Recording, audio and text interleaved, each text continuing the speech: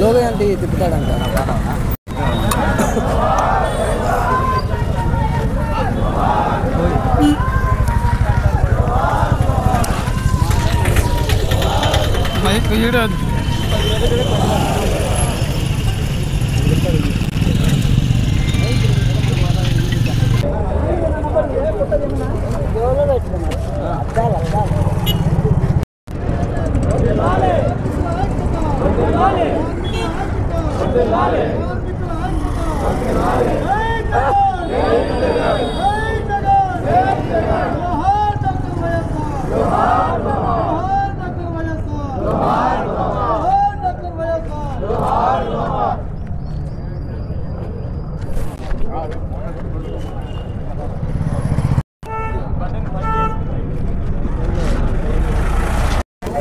Trade union ఆవిర్భావ దినోత్సవ సందర్భంగా అందరికీ కూడా శుభాకాంక్షలు కూడా తెలియజేస్తున్నాను.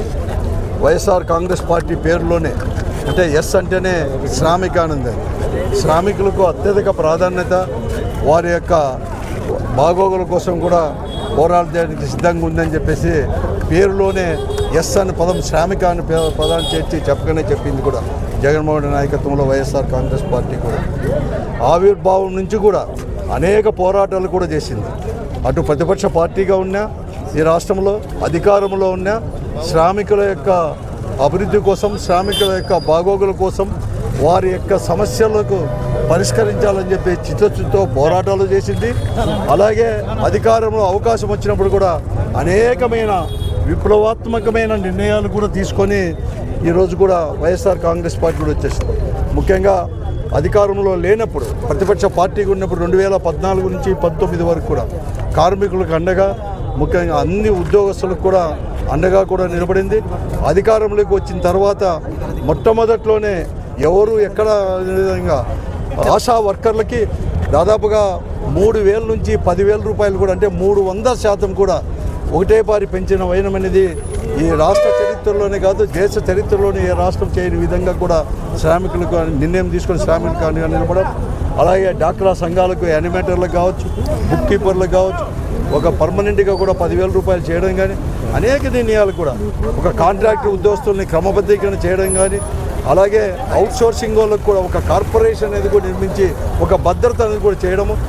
మరీ ముఖ్యంగా కార్మికులకు, అంటే వీళ్ళకంతా మున్సిపాలిటీ వర్కర్స్ వాళ్ళందరికీ కూడా ఒకే మారు 18,000 రూపాయలు నెల నెల కూడా ప్రభుత్వమే చెల్లించే విధంగా కూడా నిర్ణయాన్ని తీసుకొని జగన్మోహన్ రెడ్డి నాయకత్వంలో ప్రభుత్వం కూడా అనేకమైన నిర్ణయాలు కూడా తీసుకున్నాయి. అలాగే ఫ్యాక్టరీల్లో కూడా వారికి అనేది వాళ్ళ శ్రమను దోపిడీ చేస్తుంటే అటువంటి వారికి నిలబడి యాజమాన్యానికి కూడా గట్టిగా కూడా వారితో కూడా పోరాడి వారికి న్యాయం చేసిన చరిత్ర వైఎస్ఆర్ కాంగ్రెస్ పార్టీది జగన్మోహన్ రెడ్డి నాయకత్వంలో. కానీ ఈరోజు ఎక్కడ చూసినా కూడా శ్రామికులకు ఆ రోజు అనేకం కూడా హామీలు ఇచ్చి ఒక్క హామీని కూడా అమలుపరిచిన వైనం కూడా ఈరోజు కూడా ఈ కూటమి ప్రభుత్వంలో కూడా చూస్తున్నాం. ఏదేమైనా మన జిల్లాలో కూడా ఆవిర్భావం నుంచి ముఖ్యంగా హుసేన్పీర కావచ్చు, లేకపోతే అప్పటి మొదటి అధ్యక్షుడు ఆదినారాయణ గారు ఈరోజు మన మధ్యలో కూడా లేడు. నిజం కూడా చాలా బాధాకరం. చిన్న వయసులోనే అతను చనిపోవడం. హుసేన్పీర వీళ్ళందరూ కూడా బలోపేతం, చాలామంది నాయకులు కూడా బలోపేతం కూడా చేశారు. ప్రస్తుతం ఇక్కడ జిల్లా అధ్యక్షులుగా ఒక పోరాట స్ఫూర్తి, పోరాటానికి బాగా ఉండే ఓబిరెడ్డి గారిని, అలాగే పట్టణ అధ్యక్షుడిగా కాజా గారిని కూడా నియమించారు. వీరిద్దరి ఆధ్వర్యంలో కూడా ఈ జిల్లాలో కూడా కార్మికులకు అండగా నిలబడి కార్మికుల యొక్క సమస్యలు కూడా తీసుకొని పోరాటం చేయాలని చెప్పి మా అందరికి కూడా వారందరికీ కూడా వైఎస్ఆర్ కాంగ్రెస్ పార్టీ ఎప్పుడు కానీ కోఆపరేషన్ చేస్తుందని చెప్పేసి కూడా తెలియజేస్తుంది.